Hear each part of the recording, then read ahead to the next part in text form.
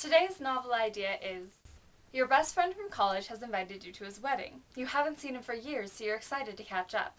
But when you arrive at the wedding, you discover that your best friend's bride is someone from your past, and you realize that you must stop the wedding. Courtesy of WritersDigest.com, link in the underbar. Jason! I looked up to see Mark bounding down the steps of the church. There was a grin on his face that looked as though we were about to meet in the middle of his forehead. "You made it," he said. "Oh, Jace, wait till you meet her. Just wait till you see her. She's the loveliest, the most wonderful, the— Whoa!" I said, putting a stop to this gushing.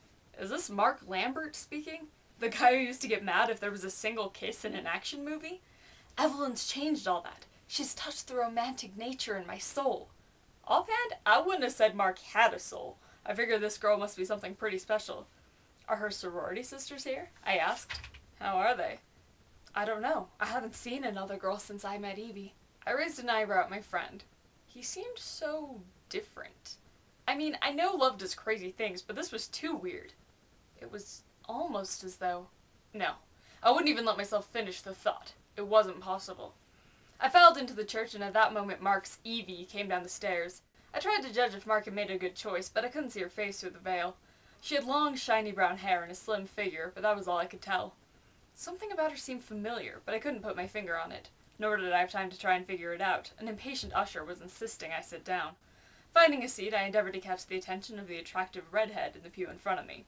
Before I'd made much headway, however, the music started. The procession of flower girls and bridesmaids and whatnot made their way down the aisle, and I yawned. At long last, the bride came in and slowly approached the altar, where my friend stood looking like an absolute nitwit. When the bride stood beside him, Mark lifted her veil. "Bathilda?" I cried in shock. The spectators around me shot me some frightfully dirty looks, but I ignored them. I saw a faint smile tug at the bright red lips of the bride. Those deep green eyes, that tilted nose, that know-it-all smirk. There was no mistaking who this girl was. I had to stop the wedding. Now, I don't know about you, but I had never much thought about how to stop a wedding in progress. I suppose I should have known that someday it would come up, and prepared accordingly, but I confess the situation caught me entirely off guard. It wasn't until the minister got to that bit about, "If any of ye know of just cause why these two should not be married," that I thought of it. Leaping to my feet, I cried, "I do!" Everyone looked at me again, the looks even dirtier this time. "Yes," said the minister as Mark glared daggers, knives, and swords at me. "What reason do you have?" "She's already married!" This was not strictly true, but it definitely got results. Everyone started talking at once. I think Mark was trying to tell the minister to go on regardless. The bride merely flashed one of her white-toothed smiles at me. Eventually everyone calmed down enough that the minister could make himself heard. "What proof do you have of this accusation?" "Proof," I repeated. I tried to think quickly. Never my strong suit. "Just give me 5 minutes alone with the bride, and I'll give you all the proof you need." The minister turned to the bride. She nodded to him and walked out of the room. I followed, closing the big chapel doors on the murmurs, and turned to the girl in white. "Parsalian," she said with yet another wide smile. "Oh, sorry, you're going by Jason now, aren't you?" I gave her a look that I'm sure any one of the wedding guests would have been happy to give me. "I hear you're going by a new name as well, Evie." "Only temporarily. I'm still your Bathilda." "What are you doing with Mark?" "Marrying him." "Why?" "You wouldn't answer my letters." My jaw dropped. "You did all this to get to me? What was I supposed to do?" "You take that spell off right now." "No." She stuck her chin in the air. "Bathilda?"